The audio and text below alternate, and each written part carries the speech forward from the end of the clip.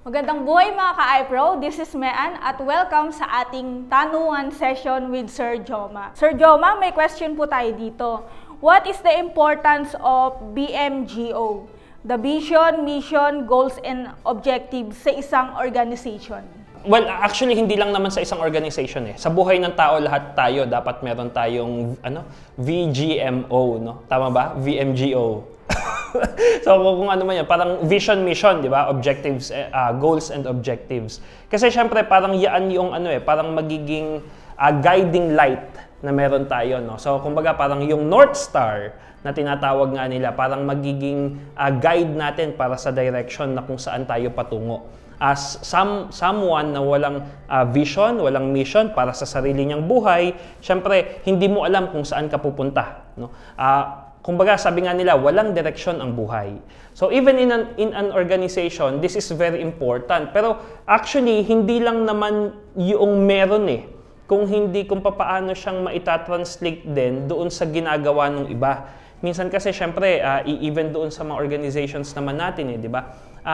Yes, it is important na nakasulat siya. It is important na nauulit-ulit siya. Kung mapapansin nila doon sa mga logo sa atin sa iPro, di ba? Parati niyo pong makikita yung Moving Filipino Lives to Prosperity. O, yan yung mission and vision ng ating ng ating kooperatiba, no? So importante na nakasulat siya, nakikita siya, na i-share siya. Pero for me actually mas importante na nararamdaman siya una nung makakasama mo doon sa organization. Parang nakikita nila na nangyayari talaga or totoo talaga na nagaganap yung mission, vision na yon. Kasi, syempre, lahat naman tayo, di ba? I-chat GPT mo lang, ano yung magandang mission, ano yung magandang vision, ano yung magandang goals, objectives, di ba? So, pwede ka nang mabigyan ng sagot na ang ganda nung pagkaka-wording niya, etc. Pero ang tanong kasi doon is, papaanong nararamdaman, halimbawa sa iPro po, papaanong nararamdaman ng mga employees ng iPro yung mission and vision. So, importante yung na-communicate mo sa kanila.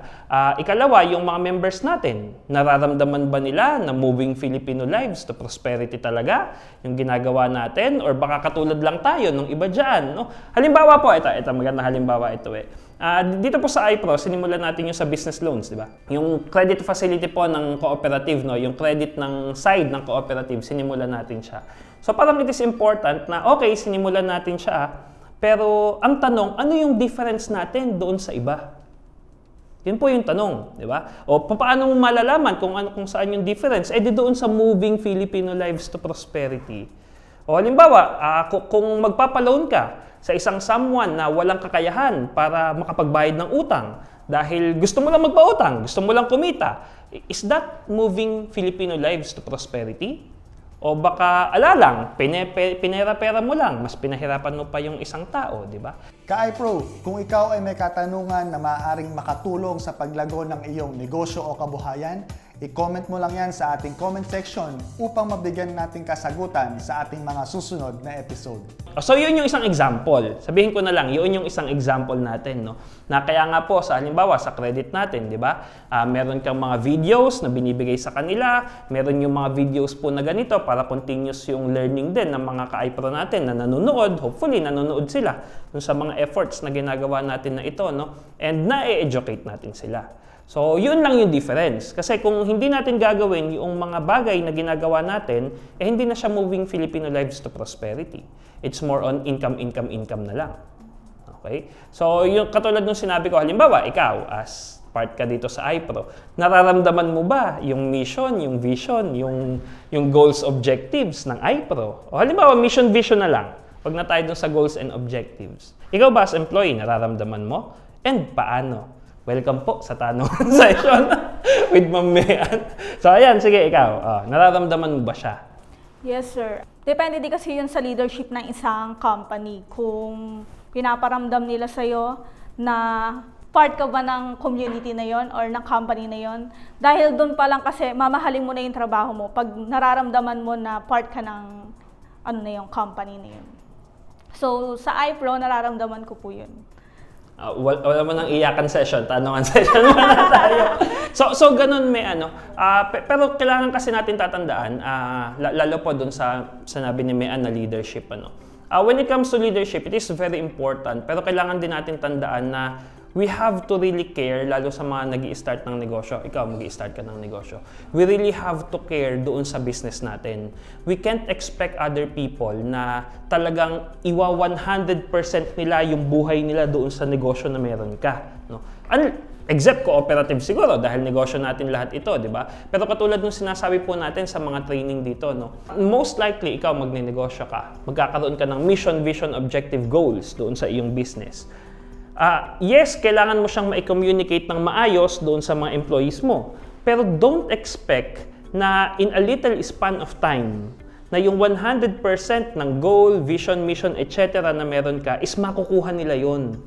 Isa yon sa mga mistakes na magagawa natin as business owners or entrepreneurs na feeling mo, since sinabi mo yung mission, vision, ito yung objective, 100% dedicated na sila sa lahat ng yun. Hindi eh.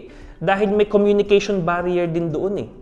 Kaya nga sabi ko, siguro 80%, siguro 70%, sabihin na natin, kapag parati mong sinasabi, tinetrain mo sila through words, sabihin mo na, makukuha nila yung mission vision 70%.